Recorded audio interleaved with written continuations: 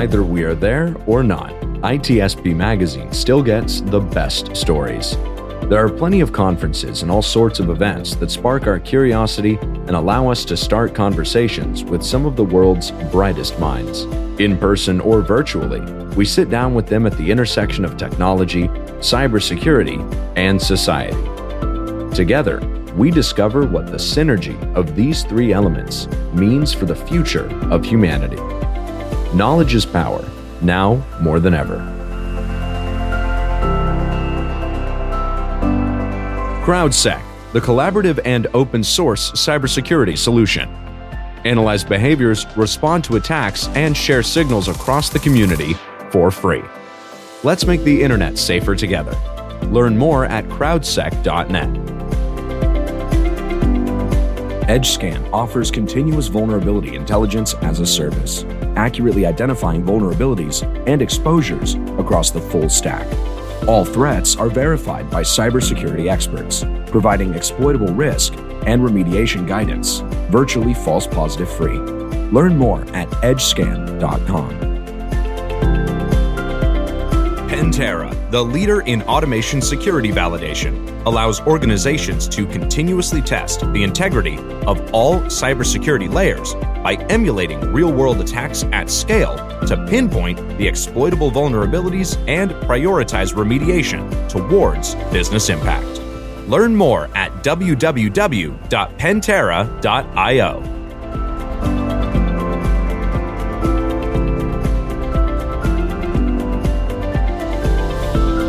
Marco. Sean. My coffee tastes a little weird today. Yeah, because there is ransomware in it. That's right. It actually didn't brew. Somebody wanted a Bitcoin before I could get my coffee out of the machine. Or maybe the fridge hacked the coffee machine and the toaster. Toaster. That's the toaster. The IoT toaster. The IoT toaster, exactly. Well, that's not too far-fetched. It didn't happen to me, thankfully, because I have stupid, not smart kitchen appliances at the moment where I am. But it is smart, possible. by the way. It is That's possible. Smart move. That is smart. But devices do end up being smart and connected to the internet and connected to other things, and certainly in people's homes, but it's not too far-fetched to see them in business as well. That smart toaster in the coffee room. It's a beautiful thing. And when they're connected to the networks, all bets are off. I mean, what was it? I don't know how many years ago, the IoT fish tank in Las Vegas was compromised. Oh, yeah. And that was used to access a network, a business network. Thanks goodness they're there. But this is our chance on the road, Marco, to Las Vegas. That's why I brought up the fish tank. And as you know, we're talking to keynote speakers and organizers and presenters and friends old and new from the villages. And today we get to chat with our friends from the IoT Village, and we have Rachael Tubbs on. Rachael, thanks for joining us. Thanks for having us. Yeah, I was just going to say that the IoT conversation in the village is probably, at least for me, one of the first village that come in my mind. When we visited there in person at DEF CON, and of course, ton of conversation podcasts that we had all over the IoT. So for me, it's probably one of the easiest to understand in terms of risk, and that's probably people, because it's in their people hands, people homes. Very relevant. That's what I'm saying. More so than the packet capture village. For me, being a technical person like you, for me, I'm more about, okay, how is it going to affect my life? How is it going to affect my business? Of course, I'm not going to deny that every village is as equally important, but for the everyday user, this is probably what comes to mind. But enough chat about this. Let's learn what's going on at the village, Sean. So Rachael, actually, first a few words about you and your role with the village. Give us some background. Yeah, absolutely. So I am the marketing and events lead at independent Security Evaluators, which is the company that founded IoT Village almost a decade ago. We've been around almost 10 years with the Village, which is super awesome. So I oversee everything that takes place in the IoT Village. So we travel both domestic and internationally. During COVID, we introduced the Village to the virtual realm. So we do in-person and virtual events as well. And I oversee all of that and the content, the marketing for it, and just making sure that everything goes off without a hitch. Including the big thumping music, right? Exactly. Because that's one of the things, and again, it's hard not to, this isn't anything against the other villages, but the IoT Village has an experience. Just even if you watch Ted's, he happens to have a podcast here on ITSP Magazine, Tech Done Different. If you look at Ted's environment behind him, it's creatively lit, and you kind of get a vibe from Ted Arrington, that he cares about the experience that he's bringing to bear, and that's certainly very evident in the IoT Village. So talk to us about the experience overall first. What goes on for those few days? Yeah, so IoT Village, we really think about it as a movement and an experience. We want people to walk away not only having learned something, but also having a lot of fun while doing it. So we like to make it a really laid back space. We don't want you to walk into IoT Village and think that it's some stuffy conference where you're going to be sitting down, you're going to be getting a lecture, right? We're going to have our team there on site to guide you and help you and just hang out with you. We just want to hang out with the attendees, have a lot of fun, and just make it a unique experience. We're happy to hear when people tell us that they remember IoT Village from 4 or 5 years ago at DEF CON or at RSA or a smaller event like a B-Sides Charm. We love having those attendees come back years later and tell us that they remember, positive experiences that they had with us in the past. I love what you said, because it's kind of like how Sean and I got the initial joke. Like, there are certain villages that have a little bit more of a hands-on, like, virtual machines and aerospace village simulators and the ICS and so forth, and you guys. And others are a little bit more, I would say a little less hands touch, but more like brain and code and stuff that you don't normally see. But the final goal, of course, is, have fun, make it memorable, but learn. So tell me, when people walk in there, this year in particular, but it's always been the mission for the Village as well, what is your goal? What is success for the Village when people walk away? Success can be measured in so many ways through IoT Village. I think the biggest one is having somebody walk into our space and walk out of it with more confidence than when they entered. We want to have somebody walk away with a new level of knowledge in the IoT space, whether they are a high school age student or a C-suite individual who's been in the industry for 20 years. We have a wide variety of content that can touch all those different types of people. And we have, like I said, we have our team on site to help guide you through that process. So whether you've never touched a computer before, or you're hacking into devices every day on your own, we're going to be right there to make sure that you're walking away with a new level of confidence and something new. And do I get to walk away with the Starbucks coffee machine? No Starbucks coffee machine this year, unfortunately, but we will have some pretty cool swag to give out, so you can definitely grab some of that. I remember the nice hoodie that we got the last time. I think we got a hat too as well, Marco.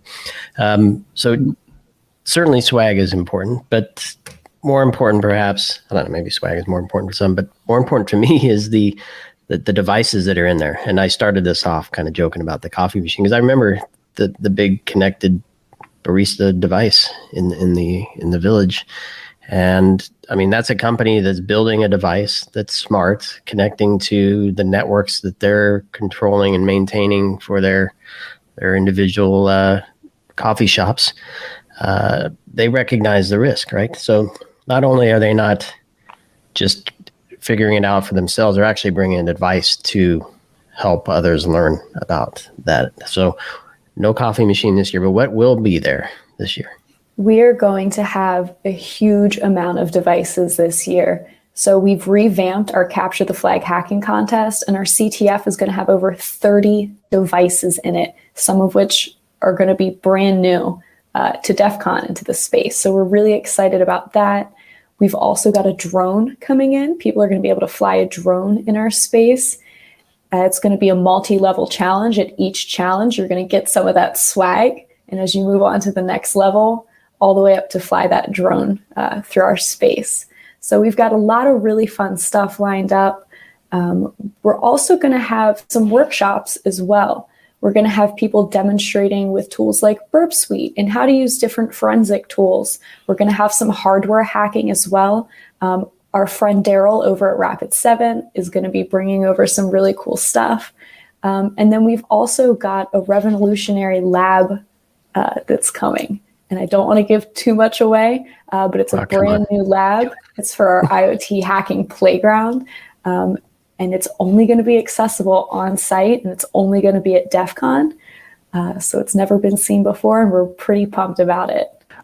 Can we walk back in time for a little bit? You say you've been there for 10 years, if I'm correct. And correct? Yeah. And kind of like how the evolution of the village has been.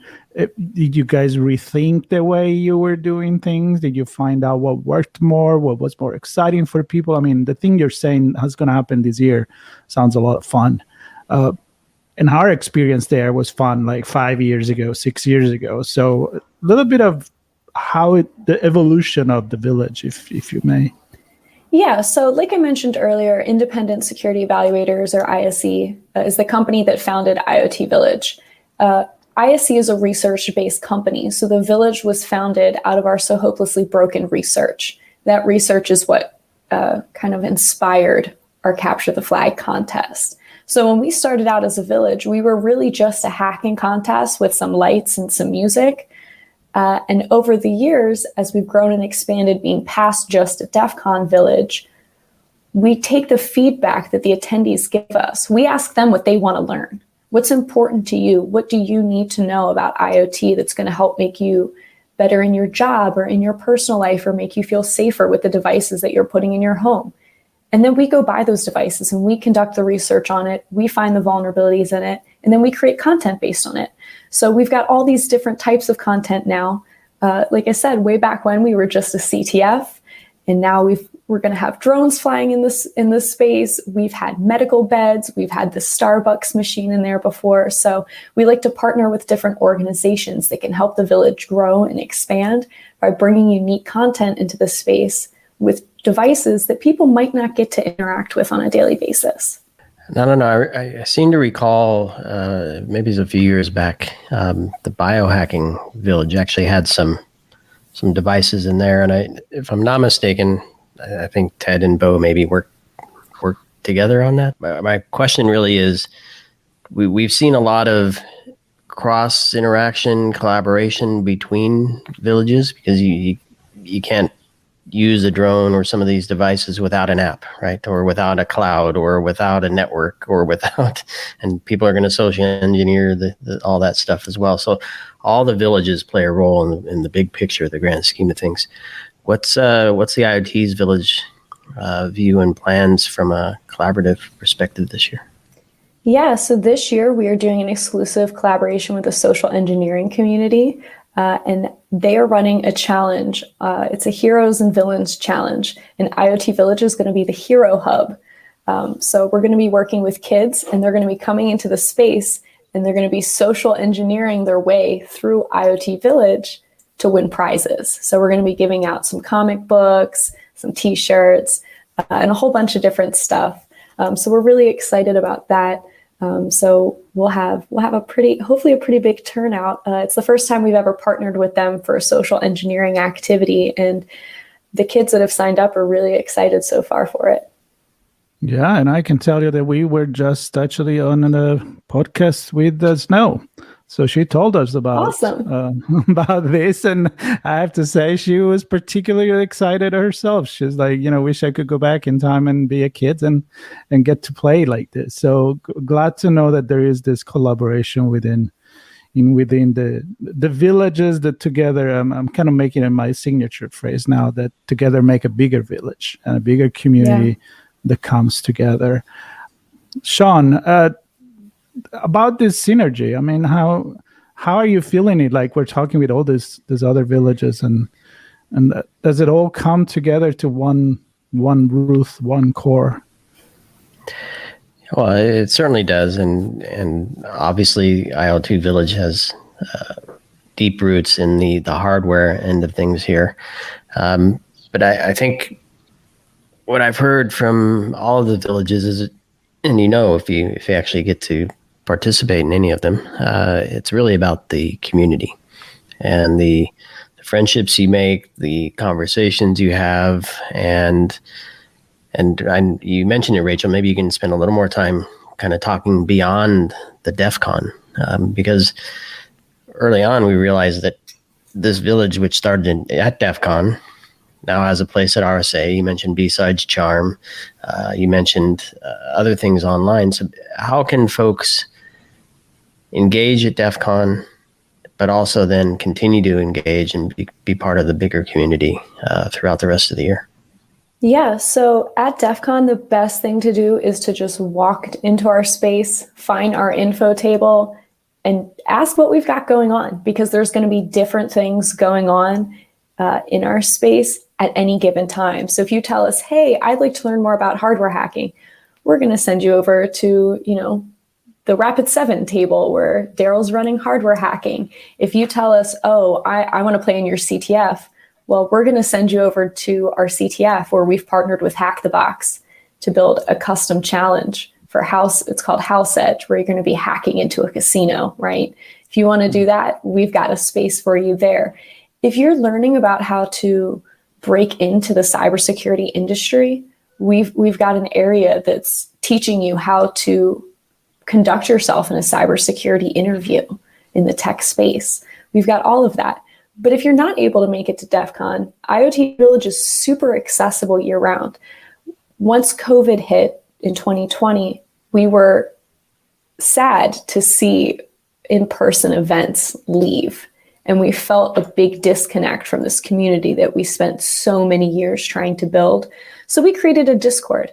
Our Discord is active, it's open year round, and we're in there all the time, whether we're at an event or it's a random Tuesday evening. We constantly have people asking questions about a project they're working on, or if they're job hunting, or they just want to know what IoT Village is up to next, or they're looking for ways to volunteer or get involved with IoT Village. Our Discord's the best place to do that, as well as Twitter. We update both of those things regularly. It's the best way to stay involved with the village. That's super cool. And I was about to say, when you were telling about people coming and say, hey, I want to do this, and you tell them where to go. And I'm wondering, what if someone said, I never done any of this before, but I'm really curious. Where do you send them for the first step? We send them to our hands-on hacking playground. Or Ted. Or Ted. No, go ahead. Seriously, where do you... If they're not at TED, which TED is doing a book signing for Hackable at DEF CON. So for those of you that are interested in getting a signed copy of Hackable, TED will be on site. But if reading's maybe not so much your thing and you want to get, hands-on, we've got our hands-on hacking playground. And that's a series of 101 and 102 level self-guided labs. So if you've never ever hacked into anything before in your life, but you want to learn what it is, how to do it, or what that think like a hacker mindset, you want to learn more about that, we've got these labs built for you. You can get them done in as little as 15 minutes, or, you can really pace yourself, take your time. We have students, college level students, come in and take these labs, and they bring notebooks with them and they write down the different things that they learned at each step. And they come up to us afterwards and thank them. They said, I'm getting ready to start my senior year of college in the fall, and this is really going to help me, pass my classes and get a career. And that's why they're there. So I would say our labs are your best bet if you've never done anything in the IoT space but want to get started. And that's the beauty of the villages, is that you can actually break stuff, build stuff, hands-on, and that's how you really learn the most. They become memorable. And I sure have memories, and I'm looking forward to make new ones in the villages this coming year. And one way we will do that, as Sean, as we wrap, is that we will connect not only with the IoT Village, but with many others on a live stream on our social media, and together we can amplify the message all over the places and involve people that maybe they can't afford or they cannot come to Las Vegas, but they can learn remotely and make these available all year long. So we thank you for that. We think it's really important for the community. And Sean, we will have notes, way to connect with Rachael, with Ted, with the village on our podcast, and we invite, of course, everybody to show up. It's a fun village. I can tell you. It is. I can. Absolutely. It's a chilled thumping environment. You'll probably dance a little bit too. Figure out what I'm trying to say there. Yeah, the music is there for sure. It certainly All is. right. Well, thank you, Rachael, for your time, and we'll probably see you again on the live streaming. You and Ted, or both of you. Or and Daryl. that's it. On Daryl. Yeah, we'll see you in Vegas. Yeah. All right. Good. Thank you. So thank you, everybody, for listening, and stay tuned for all the live stream and all the goodies from Black Hat and DEF CON from Las Vegas here on ITSP Magazine. Pantera, the leader in automation security validation, allows organizations to continuously test the integrity of all cybersecurity layers by emulating real-world attacks at scale to pinpoint the exploitable vulnerabilities and prioritize remediation towards business impact. Learn more at www.pantera.io. EdgeScan offers continuous vulnerability intelligence as a service, accurately identifying vulnerabilities and exposures across the full stack. All threats are verified by cybersecurity experts, providing exploitable risk and remediation guidance, virtually false positive free. Learn more at edgescan.com. CrowdSec, the collaborative and open source cybersecurity solution. Analyze behaviors, respond to attacks, and share signals across the community for free. Let's make the internet safer together. Learn more at crowdsec.net. We hope you enjoyed this episode of our on-location conversation.